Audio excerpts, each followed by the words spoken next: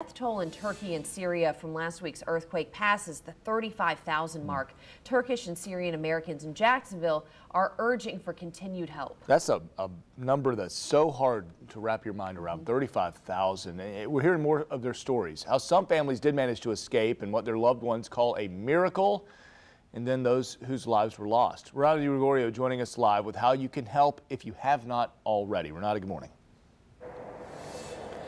Good morning. Yes, as the family and friends of Turkish and Syrian Americans receive aid and work to try to figure out what's next, their family here in Jacksonville says you can do more than just sit and watch the death toll rise. They are pushing for more help and more donations to help those abroad.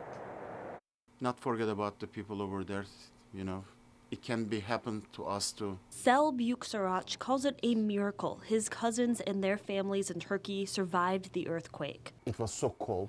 Escaping to their car, he says, then trying not to freeze. 1 week later, they're safe with family elsewhere in the country, but like reportedly millions, are now homeless. The number of survivors being found has dropped. It's hurting as a human. A friend of mine actually here, his whole family died.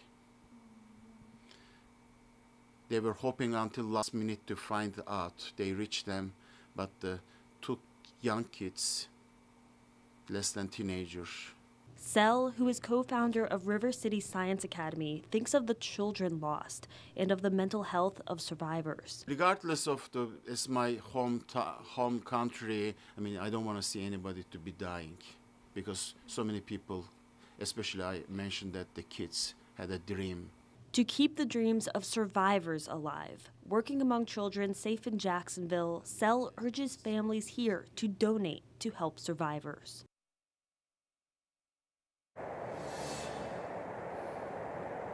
It's of course important to know where is a legitimate place to donate to. We'll have a list up on firstcoastnews.com of places that you can.